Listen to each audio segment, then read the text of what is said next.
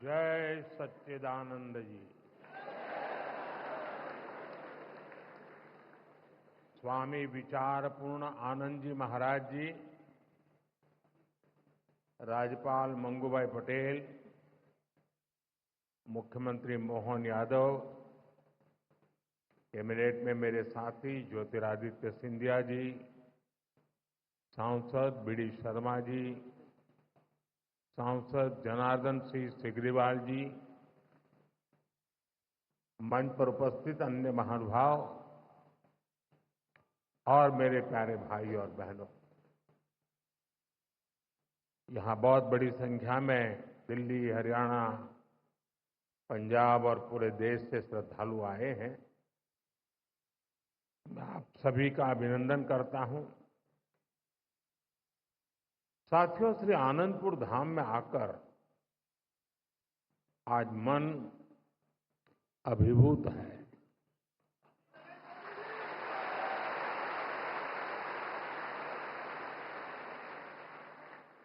अभी मैंने गुरुजी महाराज के मंदिर में दर्शन किए। वाकई हृदय आनंद से भर गया।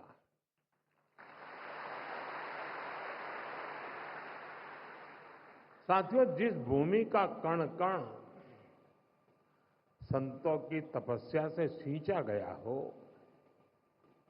जहां परमार्थ एक परंपरा बन चुका हो, जहां सेवा के संकल्प मानवता के कल्याण का पथ प्रशस्त करते हो, वो धरती साधारण नहीं है।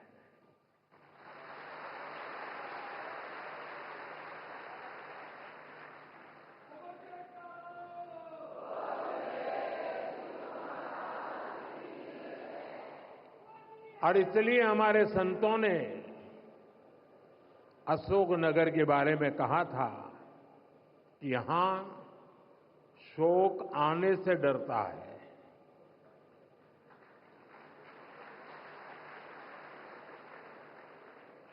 मुझे खुशी है कि आज यहां बैसाखी और श्री गुरु महाराज जी के अवतरण दिवस के उत्सव में मुझे शामिल होने का सौभाग्य मिला है। मैं इस पवित्र अवसर पर प्रथम पातशाही श्री श्री 108 श्री स्वामी अद्वैत आनंद जी महाराज और अन्य सभी पातशाही संतों को प्रणाम करता हूं।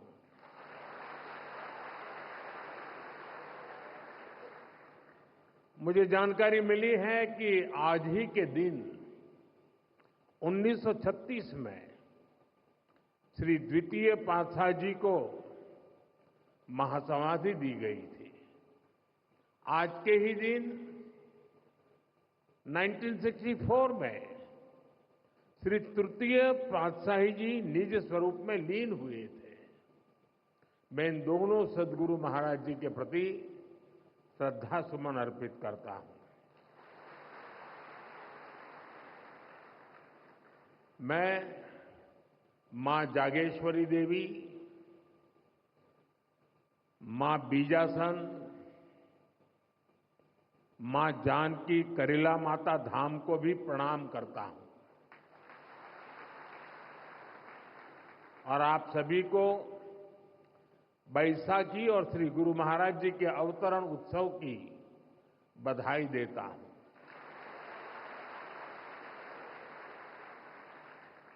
साथियों, हमारा भारत ऋषियों, मनुष्यों और संतों की धरती है।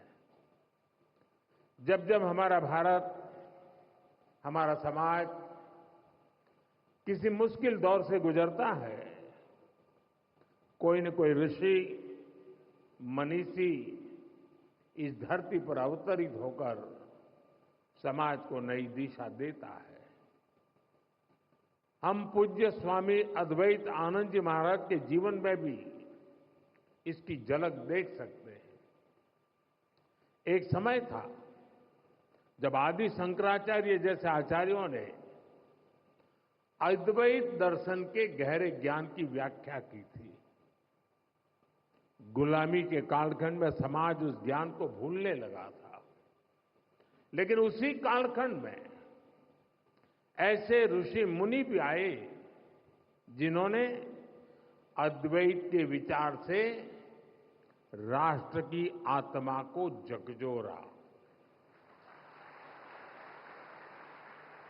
इसी परंपरा में पूज्य अद्वैत आनंद जी महाराज ने भारत के जन सामान्य तक इसे पहुंचाने का बीड़ा उठाया। महाराज जी ने अद्वैत के ज्ञान को हम सभी के लिए और सरल बनाया, उसे सामान्य मानवीय के लिए सुलभ कर दिया। साथियों, आज दुनिया में भौतिक उन्नति के बीच मानवता के लिए युद्ध, संघर्ष और मानवीय मूल्यों से जुड़ी कई बड़ी चिंताएं भी हमारे सामने हैं। इन चिंताओं, इन चुनौतियों की जड़ में क्या है? इनकी जड़ में है अपने और पराये की मानसिकता। वो मानसिकता जो मानव को मानव से दूर करती है। आज विश्व भी सोच रहा है इनका समाधान कहां मिलेगा? इनका समाधान मिलेगा अद्वैत के विचार में।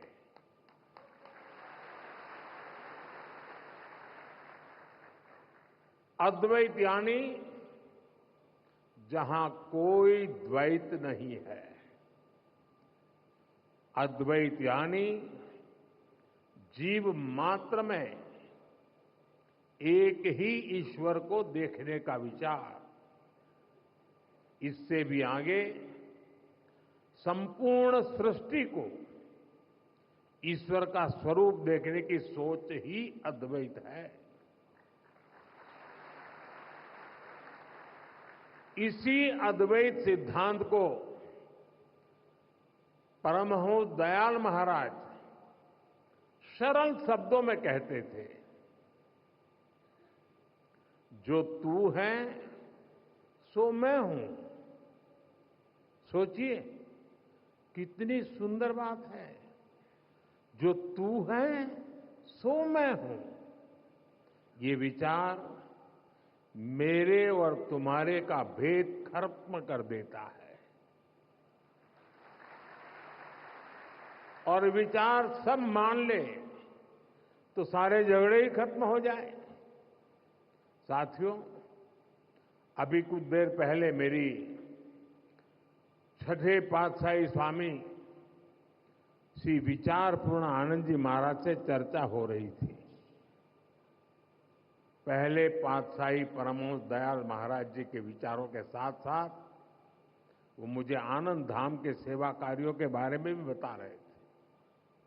यहां साधना के जो 5 नियम तय किए गए हैं उनमें निष्काम सेवा भी एक है।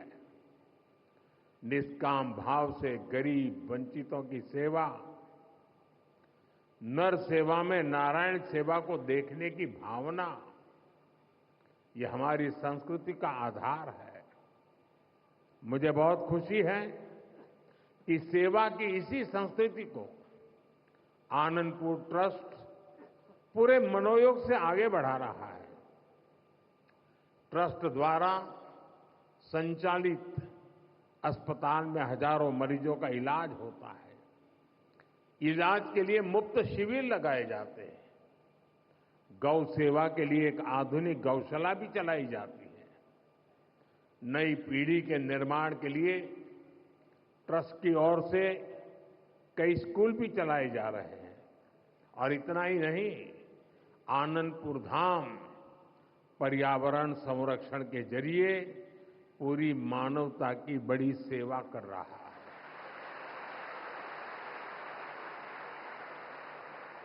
मुझे बताया गया है आश्रम के अनुयायियों ने हजारों एकड़ बंजर जमीन को हरा भरा बनाया है।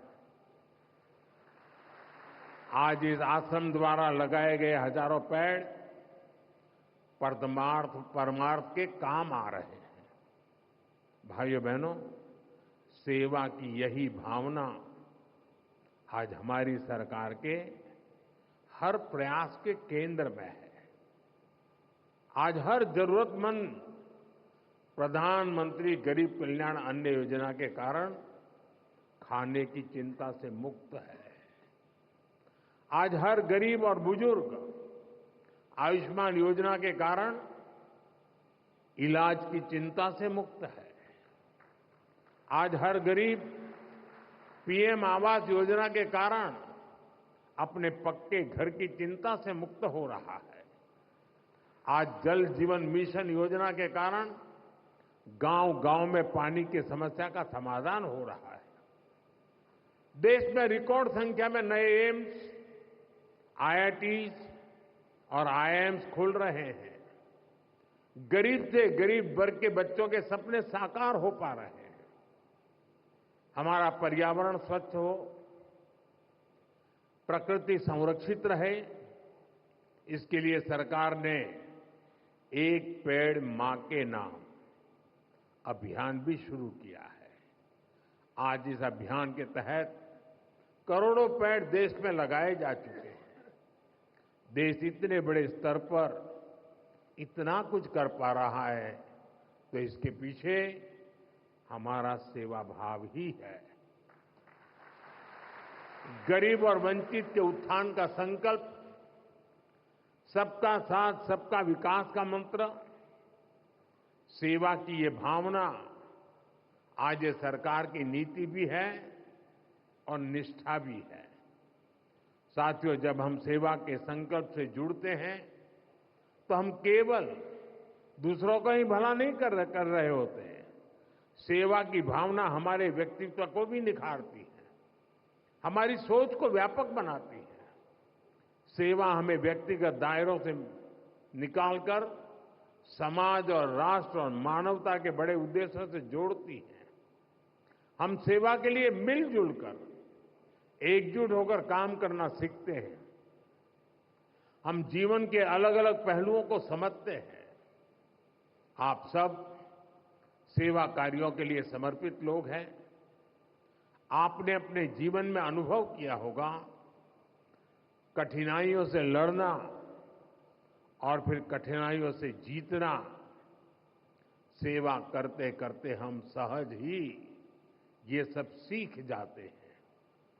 इसलिए मैं कहता हूं, सेवा एक साधना है, एक ऐसी गंगा है जिसमें प्रत्येक व्यक्ति को जरूर डुबकी लगानी चाहिए। साथियों, अशोकनगर और आनंदपुर धाम जैसे क्षेत्र जिन्होंने देश को इतना कुछ दिया है, इनका विकास भी हमारी जिम्मेदारी है। इस क्षेत्र को कला, संस्कृति और प्राकृतिक सौंदर्य का वरदान प्राप्त है। यहां विकास और विरासत की असीम संभावनाएं हैं। इसलिए हम एमपी और अशोकनगर में विकास को तेज गति से बढ़ा रहे हैं। चंदेरी हैंडलूम को नई ऊंचाई तक ले जाने के लिए चंदेरी साड़ी को जीआई टैग दिया गया है। प्राणपुर में क्राफ्ट हैंडलूम टूरिज्म विलेज शुरू हुआ है। इससे क्षेत्र की अर्थव्यवस्था को भी नई गति मिलेगी। मध्य प्रदेश की सरकार अभी से ही उज्जैन सिंहस्थ की तैयारी में भी जुट गई है। भाइयों बहनों, अभी कुछ ही दिन पहले रामनवमी का महापर्व भी था। हम देश में राम वन गमन पथ का विकास कर रहे हैं। इस राम वन गमन पथ का एक अहम हिस्सा मध्य प्रदेश से होकर गुजरेगा और हमारा एमपी पहले से ही अजब और गजब है। इन कार्यों से उसकी पहचान और मजबूत होगी।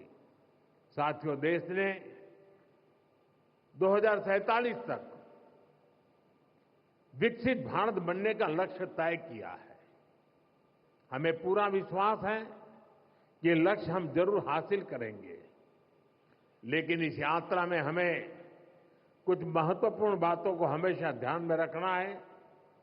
हम देखते हैं दुनिया के कई देश विकास यात्रा में अपनी संस्कृति से कट गए, उन्होंने अपनी परंपराएं भुला दी।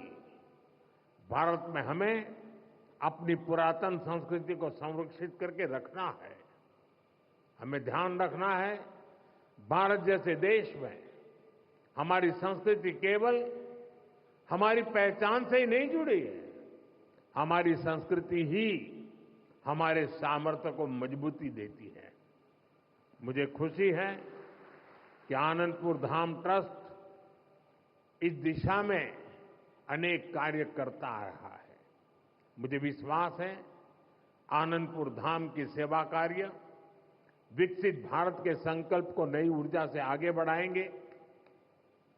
एक बार फिर आप सभी को बैसाखी और श्री गुरु महाराज जी के अवतरण उत्सव की बहुत बहुत बधाई देता हूं।